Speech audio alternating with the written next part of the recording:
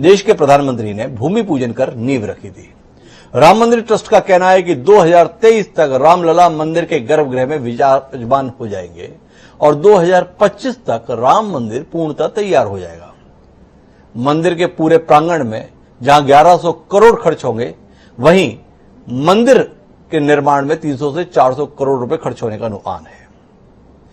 केवल मंदिर का निर्माण ही नहीं हो रहा है, बल्कि इस दौरान पूरे अयोध्या का ही नए सिरे से कायाकल्प किया जा रहा है। बाकायदे एक नई अयोध्या बसाने की भी कोशिश हो रही है। 20,000 करोड़ का भारी भरकम प्रावधान उसके अंतर्गत है। सड़कों के चौड़ीकरण करने का, बड़े बड़े अस्पताल, बड़े बड़े धर्मशालाएं बनाने के काम चल रहे हैं। सड़कों का विस्तार किया जा रहा है, शॉपिंग कॉम्प्लेक्स बनाए जा रहे हैं, अंतर्राष्ट्रीय स्तर का विमान अड्डा बनाने की भी बात कही जा रही है। और इन तमाम कामों के बीच में जमीनों की खरीद फरोख्त को लेकर भी विवाद सामने आ रहे हैं। कुल मिलाकर राम मंदिर निर्माण के संदर्भ में एक साल कुल जमा कितनी उम्मीद जगाता है, इस पर हम बात करेंगे। 3 खास मेहमान हमारे साथ इस चर्चा का हिस्सा बनने के लिए मौजूद हैं। हमारे साथ भारतीय जनता पार्टी के वरिष्ठ नेता और कैराना से सांसद प्रदीप चौधरी जी खास तौर पर इस चर्चा के लिए मौजूद हैं। हमारे साथ महंत राजू दास जी हैं, जो अध्यक्ष हैं, मुख्य महंत हैं हनुमानगढ़ी के। अगर राम के पास जाना है तो हनुमान को प्रणाम करके ही जाते हैं। अयोध्या में रामलला के दर्शन करने उससे पहले हनुमानगढ़ी में लोग सिर झुकाना नहीं भूलते हैं। उस हनुमानगढ़ी के महंत राजू दास जी हमारे साथ हैं। और थोड़ी देर में हमारे साथ इकबाल अंसारी साहब भी होंगे, जो पूर्व पक्षकार रहे हैं बाबरी मस्जिद एक्शन कमेटी की ओर से। आप सभी का स्वागत है। चर्चा की शुरुआत प्रदीप चौधरी जी से करते हैं। प्रदीप चौधरी जी, भाजपा का संकल्प रहा, भाजपा का संघर्ष रहा, भाजपा के संकल्प की पूर्ति होते हुए देश ने 1 साल पहले प्रधानमंत्री नरेंद्र मोदी और संघ प्रमुख मोहन भागवत जी को भूमि पूजन करते हुए देखा। अब दावा किया जा रहा है कि 2023 तक रामलला गर्भगृह में विराजमान भी हो जाएंगे। थोड़ा रोशनी देंगे इस पूरे घटनाक्रम के संदर्भ में? जी भैया, मुझे बड़ी प्रसन्नता इस बात के लिए हो रही है जी कि भव्य राम मंदिर के निर्माण की नींव अब से 1 साल पूर्व रखी गई जा चुकी है जी। और साथ ही साथ रामलला के मंदिर के लिए करोड़ों करोड़ भक्तों ने का आस्था का केंद्र रहा है। बहुत सारे भक्तों ने अपना बलिदान भी देने का काम किया है जी। बहुत सालों से एक लंबा विवाद चला आ रहा था जी। उस विवाद का निराकरण कोर्ट के माध्यम से हुआ है और 5 अगस्त 1 वर्ष जो बीत गया है जी, माननीय प्रधानमंत्री जी के माध्यम से जी, माननीय मोहन भागवत जी के दिशा निर्देशन में, उनकी देखरेख में भव्य राम मंदिर की नींव रखी गई है जी, जो बहुत बड़े रूप में लोगों के आस्था का केंद्र मानने के साथ साथ बहुत बड़े स्तर पर लोगों की भावनाएं जो अब से पहले आहत होती दिखाई दे रही थी जी, वो एक अच्छा संकेत लेकर के आई है। एक खुशी का माहौल लेकर के आई है, एक प्रसन्नता का माहौल लेकर आई है, प्रदीप चौधरी जी का कहना है। पर प्रदीप चौधरी जी राजनीतिक दल से ताल्लुक रखता है, उस भारतीय जनता पार्टी से ताल्लुक रखता है जिसने आंदोलन का लंबे समय तक नेतृत्व किया। लेकिन क्या संत समुदाय इन दावों से इत्तेफाक रखता है? इस पर रोशनी देने के लिए महंत राजू दास जी हमारे साथ हैं। महंत राजू दास जी, आपसे समझना चाहता हूं, अयोध्या में जो कुछ भी चल रहा है उससे संत समाज कितना संतुष्ट है या कितना असंतुष्ट, कितना उत्साहित है या कितना निरुत्साहित? थोड़ा आपसे रोशनी मिले। पहले तो मैं जनता टीवी के सभी दर्शक को साधुवाद दूंगा, धन्यवाद दूंगा और आभार व्यक्त करना चाहूंगा कि आपने मुझको इस विषय पे जोड़ा। विगत लगातार कई सौ वर्ष के संघर्ष के बाद ऐसा मौका, ऐसा क्षण हम लोगों को मिला है। विगत संघर्ष करने के बाद उसका राम भक्तों ने शहादत दिया, कुर्बानी दी, संघर्ष किया, बलिदान दिया, उसके बाद ऐसा क्षण मिला है। आज जब भव्य दिव्य राम जन्मभूमि मंदिर निर्माण कार्य चल रहा है, उसके साथ साथ अयोध्या का विकास कार्य भी चल रहा है। चाहे 84 कोसी परिक्रमा देख लीजिए, चाहे अयोध्या से चित्रकूट का जोड़ने का काम देख लीजिए, चाहे श्री राम एयरपोर्ट का काम देख लीजिए, चाहे आप जो है यहाँ के हॉस्पिटलों की व्यवस्था देख लीजिए, चाहे राम की पैड़ी की व्यवस्था देख लीजिए, चाहे दर्शक जैसे टूरिस्ट को जोड़ने से लेकर अयोध्या में रोडवेज की व्यवस्था नहीं थी, बस अड्डे की व्यवस्था देख लीजिए, अयोध्या में रोड चौड़ीकरण की व्यवस्था देख लीजिए, शहादतगंज से नया घाट तक को जोड़ने का जो है बढ़िया व्यवस्थित रोड चमाचम अच्छी हो जाए, इसकी व्यवस्था लगातार कार्य चल रहे हैं। तो मैं साधुवाद दूंगा देश के यशस्वी प्रधानमंत्री मोदी जी को, धन्यवाद दूंगा योगी जी को, जिनके नेतृत्व में लगातार काम चल रहा है। जी, आप धन्यवाद दे रहे हैं महंत जी, लेकिन इसके साथ साथ राम मंदिर ट्रस्ट जमीनों के संदर्भ में तमाम तरीके के आरोप प्रत्यारोप के घेरे में है। इस प्रकार के आरोप प्रत्यारोप संत समाज को कितना आहत करते हैं। राम काज के संदर्भ में भी ऐसे विवाद मन को कुछ असंतोष का अनुभव नहीं कराते। मैं निवेदन करना चाहूंगा, वही लोग बात को बतंगर बनाए जिन्होंने कभी भी राम काज में सहयोग नहीं किया। वही लोग जो अयोध्या में निहत्थे राम भक्तों के ऊपर गोली चलती है कभी नहीं बोले। वही लोग जो कहा करते थे वहाँ पे सुलभ कॉम्प्लेक्स बन जाए, हॉस्पिटल बन जाए, हॉस्पिटल सुलभ कॉम्प्लेक्स बनना चाहिए, लेकिन जहाँ जरूरत है वहाँ बनना चाहिए। तो ये लोग शुद्ध रूप से इनको कहीं दाल नहीं गली, इसके नाते ये प्रोपोगंडा करके इस विषय को उछालकर और पूरे देश में वातावरण को खराब किया और कुछ नहीं। एक और सवाल आपसे समझना चाहता हूं मैं जी, कि राम मंदिर के निर्माण के संदर्भ में दावा किया जा रहा है कि 2023 में रामलला विराजमान हो जाएंगे। मंदिर का काम 2025 तक पूरा होगा। तो पहला सवाल तो यह है कि 2023 में फिर रामलला जी को जल्दी क्यों विराजमान किया जा रहा है? क्या इसलिए कि 2024 के चुनाव में जाना है? एक सवाल। और दूसरा आपसे जानना चाहता हूं कि क्या मंदिर के निर्माण की जो गति है, चूंकि आप वहीं पर मौजूद हैं, लगातार इन चीजों के साथ जुड़े रहते हैं, कितने संतुष्ट या असंतुष्ट हैं आप? क्या निर्माण की गति वो है जो होनी चाहिए? देखिए, कोरोना काल को देखते हुए पिछले जो पहला लहर था उसमें भी कार्य धीमी हुई, जो दूसरी लहर आई उसमें भी कार्य धीमी हुई, लेकिन अब बहुत तेजी से फास्ट काम चल रहा है। इसके नाते जल्द भव्य राम जन्मभूमि मंदिर बनकर तैयार हो जाएगा। रही बात कि विकास कार्य और कितने जल्दी मंदिर बन जाए, तो देखिए लगातार कोशिश है कि 2023 तक मंदिर बनकर तैयार हो जाए। इसमें कोई लाल लपेट की बात नहीं है भाई, राजनीति की बात, राजनीति वो लोग कर रहे हैं जो कभी सपोर्ट कभी सहयोग नहीं किया था। और ये इनको तो हक है, इसके नाते हक है क्योंकि उन्होंने सहयोग किया, बलिदान दिया, संघर्ष किया। जिनका सहयोग नहीं, संघर्ष नहीं, बलिदान नहीं, वो तो कह रहे हैं कि मेरी शासन सत्ता बन जाए, मैं तुरंत बना दे रहा हूँ। गजब बात करते हो भाई, जब तेरा जरूरत मुझको था तब तुमने सपोर्ट नहीं किया। जब अयोध्या राम भक्तों के ऊपर गोली चली एक शब्द नहीं बोले। जब राम और परशुराम की बात करते हो, जब जम्मू कश्मीर से कश्मीर ब्राह्मण मारे गए, भगाए गए, तब एक शब्द आपने नहीं बोला। आज आप राम जन्मभूमि, हिंदू तो राम और परशुराम की बात कर रहे हो। ये शुद्ध रूप से गिरगिट जैसे रंग बदलने वाले लोग हैं, शुद्ध रूप से खून के सौदागर लोग हैं। ये इन लोगों को आस्था से कोई मतलब नहीं। बड़ी महत्वपूर्ण टिप्पणी महेंद्र राजूदास जी कर रहे हैं, लेकिन मेरे साथ में इकबाल अंसारी साहब हैं। इकबाल अंसारी साहब ने बड़ी लंबी लड़ाई लड़ी थी इस पूरे मामले में, लेकिन अंसारी साहब, एक उपलब्धि ये भी है कि अदालत के फैसले के तहत 5 एकड़ जमीन मस्जिद निर्माण के लिए दी गई और 26 जनवरी 2021 को उसका भी शिलान्यास हो गया। आपसे जानना चाहता हूं कि अपने संघर्ष के इस मुकाम तक पहुंचने और इस रूप में साकार होने को लेकर कितनी संतुष्टि आज आपको है? जो कुछ भी हो रहा है, क्या वो आपके मन को संतोष देता है?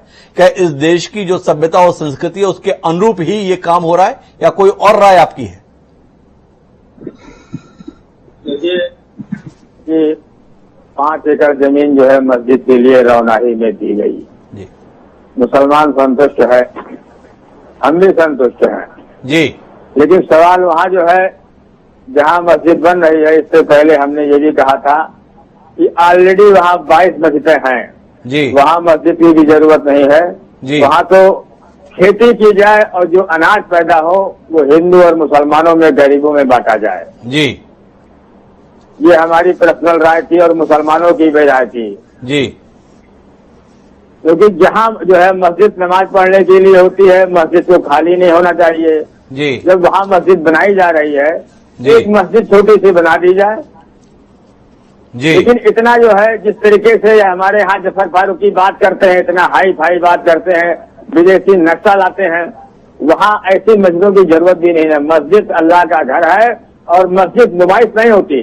एक मस्जिद बना दी जाए छोटी सी, बाकी जो जमीनें कृषि योग्य है जो जी। अनाज पैदा हुए हिंदू मुसलमानों में बांटा जाए, ये मुसलमानों की राय है। बहुत ही हमारी- अलग नजरिए के साथ इकबाल अंसारी हमारे साथ है। लेकिन अंसारी साहब, आपसे जानना चाहता हूं कि कुल मिलाकर इस फैसला आने के बाद अयोध्या पूरी तरीके से बदल रही है, अयोध्या का स्वरूप बदल रहा है, अयोध्या के लोगों की जिंदगी में बदलाव आ रहा है। ये बदलाव आपको कितना उत्साहित करता है? देखिए, डेवलप तो अयोध्या का बहुत जरूरी है, क्योंकि अयोध्या में सड़कें नहीं थी, जी कोई बड़ा पार्क नहीं है, जी। पार्किंग नहीं है, अयोध्या में कोई जो है ऐसी दुकान मतलब ऐसा कोई जो है बिल्डिंग नहीं है कि जहाँ 10-20 दुकानें हो, मार्केट हो। अगर सरकार ये सब काम पे जो है करती है, ध्यान देती है, तो अयोध्या वालों के लिए तो अच्छा तो है ही है, खुशहाली तो आवेगी। जी जब तक काम नहीं शुरू हो जा रहा है तब तक के लिए तो जो अयोध्या भी जैसे थी वैसे अयोध्या आज भी है। लेकिन जितना जो है सरकार ने पास किया है, जिस दिन ये पूरा जो है मुकम्मल हो जाएगा, अयोध्या वालों के लिए खुशहाली आवेगी। तो इकबाल अंसारी जी को लगता है कि अगर ये सब हो जाएगा तो अयोध्या के लोगों के लिए खुशहाली आएगी। मैं वापस प्रदीप चौधरी जी आपके पास में आना चाहता हूं और थोड़ा समझना ही चाहता हूं कि सरकार जो कुछ करने की अब कोशिश कर रही है कि ये धर्म के बाजारीकरण की कोशिश नहीं है, धर्म का व्यापार करने की कोशिश नहीं है। अयोध्या संतों की जगह थी, संत समाज रहता था, अब उसका पूरा व्यावसायीकरण, बड़े बड़े शॉपिंग कॉम्प्लेक्स, बड़े बड़े होटल, जमीनों की कीमतें बता रहे हैं 8 गुना 10 गुना हो गई है 1 साल के भीतर। किस नजरिए से देखते हैं? धर्म का एक अलग स्वरूप था और अब जिस स्वरूप में पूरा मामला निकल कर आ रहा है अयोध्या का, क्या आपको नहीं लग रहा है कि हम धर्म का व्यापार करने की ओर बढ़ चले? नहीं, ऐसा कुछ नहीं है। जी। ऐसा किसी का हम लोगों का मानना नहीं है। लेकिन कुल मिलाकर के एक आस्था का बड़ा केंद्र वहां पर पहले भी था और जी। आगे और अयोध्या को उत्तर प्रदेश की सरकार के माध्यम से, देश की आदरणीय मोदी जी की सरकार के माध्यम से वहां डेवलपमेंट होने का काम हो रहा है। जी। भाई अंसारी जी भी अभी कहने का काम कर रहे हैं कि ऐसा काम होने जा रहा है जिसको वास्तविक रूप से एक कायाकल्प अयोध्या का होने जा रहा है। जी साथ ही साथ क्योंकि आप कह रहे हैं कि वहाँ बाजारीकरण एक आस्था का केंद्र होने के कारण डेवलपमेंट होना वहाँ बहुत लाजमी बनता है, जरूरी बनता है। बहुत दूर दूर से लोग दर्शन करने के लिए वहाँ आते हैं, दर्शनार्थी लोग वहाँ से आकर के रुकने का भी काम करते हैं। तो व्यवस्थाएं वहाँ की बेहतर हो ताकि बाहर का आदमी आकर के ये महसूस ना करे हम उत्तर प्रदेश में गए थे, उत्तर प्रदेश का व्यवस्था, राम मंदिर में दर्शन करने के बाद हम लोगों को वहाँ ठहरने की व्यवस्था नहीं मिली, हमें वहां से ठीक से जाने की व्यवस्था नहीं मिली, हमें अन्य व्यवस्थाएं सुविधाजनक तरीके से नहीं देखने को मिली, ऐसा कोई कहने न पाए। इस उद्देश्य से वहां से डेवलपमेंट करने का काम किया जा रहा और बाजारीकरण का मतलब। एक और सवाल प्रदीप चौधरी जी, चूंकि आप जननेता हैं, जनता के बीच में रहते हैं, तो आपसे साझा करना चाहता हूं सवाल को, और इसके उत्तर के संदर्भ में थोड़े विस्तार की भी अपेक्षा है। राम मंदिर के कारण से इस देश का सामाजिक सौहार्द जो है वो तकरीबन 3 दशक तक प्रभावित रहा। राम मंदिर को लेकर एक आशंका रहती थी कि कभी भी कुछ होगा तो उसके साथ में बाकी देश में क्या कुछ होगा। इतना बड़ा फैसला हो गया, फैसले पर क्रियान्वयन भी हो जा रहा है, मंदिर भी बन जा रहा है, मस्जिद भी बनना शुरू हो गई है, और कहीं कुछ ऐसा हुआ नहीं जिसको लेकर शर्मिंदगी हो, जिसको लेकर सिर शर्म से झुके। इसमें कोई दृष्टि दीजिए, जब मामला इतना सरल था, इतना सहज था, तो इतने दशक क्यों लग गए हम लोगों को इस मुकाम तक पहुंचने में? क्या सोचते हैं आप इस पर? देखिएगा, इस पर कुछ लोगों ने प्रयास नहीं किया जी, जो अनावश्यक बातें करने का काम करते रहे हैं। जी, और भारतीय जनता पार्टी के आने के बाद, आदरणीय मोदी जी के आने के बाद इस तरफ से पहल बेहतर करने का काम किया गया है और बहुत सारे जिम्मेदार लोगों ने उस भूमिका को निभाने का काम किया है और कोर्ट के माध्यम से निर्णय देने का काम किया है और विपक्षी लोगों ने अनर्गल बातें करने का काम जो किया गया है, जी, साथ ही साथ लोगों को भ्रम में रखने का काम किया है कि मंदिर का जब फैसला आएगा देश का सौहार्दपूर्ण वातावरण खराब होने का काम होगा, देश में दंगे होने का काम होगा। लेकिन हमारी भारतीय जनता पार्टी की सरकार ने कुछ भी नहीं होने दिया। बड़े सौहार्दपूर्ण वातावरण में सारी प्रक्रिया को पूरा करने का काम किया गया है और 5 तारीख जो गई है हमारी 1 साल पहले, बहुत ही भव्य कार्यक्रम का आयोजन वहाँ होता अगर संभवतः कोरोना ना होता। लेकिन उसके बावजूद भी एक बहुत अच्छी सुंदर व्यवस्था के साथ सुंदर कार्यक्रम के आयोजन के साथ भक्तजनों की इच्छाओं की पूर्ति करने के साथ साथ इस काम का कार्य का आयोजन होने का काम हुआ है। हम सब लोगों को बड़ी प्रसन्नता की बात की। एक राजनीतिक सवाल आपसे करना चाहता हूं प्रदीप जी, 2022 में उत्तर प्रदेश विधानसभा के चुनाव हैं। क्या राज्य के विधानसभा चुनाव में अयोध्या में राम मंदिर का निर्माण कोई विषय रहेगा, कोई कारण रहेगा, कोई प्रभाव रहेगा? क्या सोचते हैं प्रदीप चौधरी इस पर? नहीं, वो तो सभी लोगों के मन में इस बात की प्रसन्नता रही है, क्योंकि हमारी भारतीय जनता पार्टी का भी एजेंडा ये रहा है कि राम मंदिर का निर्माण हमारी भारतीय जनता पार्टी के एजेंडे में भी था जी। धारा 370 हटाना भारतीय जनता पार्टी के एजेंडे में था, जो भारतीय जनता पार्टी ने अपने घोषणा पत्र में भी कहा था, अपने वायदे में भी इस बात को कहने का काम किया था। वो वायदा हमारी भारतीय जनता पार्टी ने पूरा करने का काम किया है। उसमें लोग निश्चित रूप से इस बात की भावना की पूर्ति होने का काम हुआ है जी। तो लोगों की भावनाओं की पूर्ति होने का काम किया है। इकबाल अंसारी साहब, क्या इत्तेफाक रखते हैं आप? क्या आपको लगता है कि इस मामले के संदर्भ में आपने जो लड़ाई लड़ी, आखिर में वो लड़ाई भारतीय जनता पार्टी को राजनीतिक लाभ पहुंचाने का कारण बनी?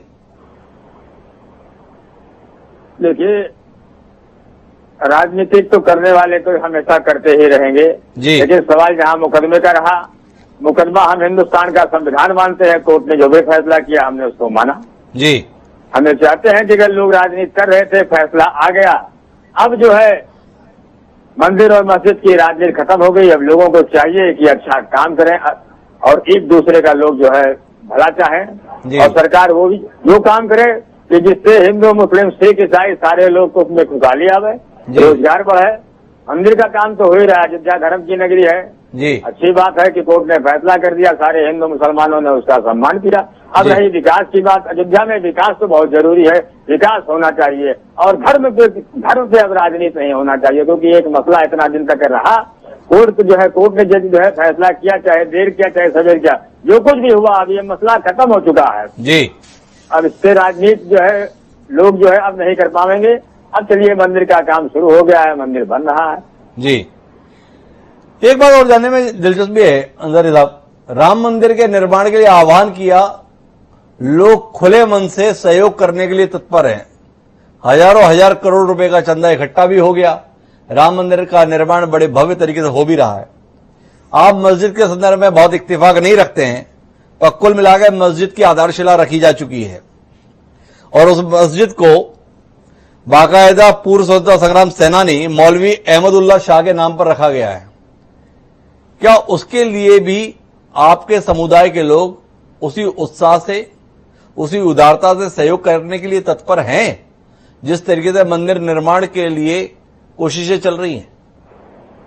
देखिए, सवाल मुकदमे का रहा, सुप्रीम कोर्ट ने 5 एकड़ जमीन दे दिया मस्जिद के लिए जी। लेकिन जिस जगह जमीन जो है मस्जिद के लिए मिली है, वहाँ ऑलरेडी हम बार बार कहते हैं कि 22 मस्जिदें हैं जी। और वहाँ भव्य जो है मस्जिद की जरूरत नहीं है जी। एक छोटी सी मस्जिद अगर बन जाए, वहाँ ये सुन्नी सेंट्रल वक्फ बोर्ड को चाहिए कि जो है लोग चाहते हैं कि ये मंदिर मस्जिद की बात करते रहो हमेशा, ये चीजें जो है बनी रहे। लेकिन हम बिल्कुल नहीं चाहते कि सुप्रीम कोर्ट ने फैसला जिन्हें दिया है, 5 एकड़ जमीन दे दिया है, एक छोटी सी मस्जिद बन जाए। अब वो विदेशी नक्शा लाते हैं, सरकार कहीं न कहीं उसके ऊपर रोक लगाती है कि नक्शा नहीं है, कुछ नहीं है, इस तरीके से बात सामने आती रहती है। लेकिन जो है हिंदुस्तान के मुसलमानों का मानना यही है कि वो कृषि योग्य भूमि है और जो आज उसमें खेती किया जाए, जो अनाज पैदा हो हिंदू मुसलमानों में गरीबों में बांटा जाए। मस्जिद की वहाँ एक जरूरत है कि सरकार ने 5 एकड़ जमीन दिया है, एक मस्जिद बन जाए जी।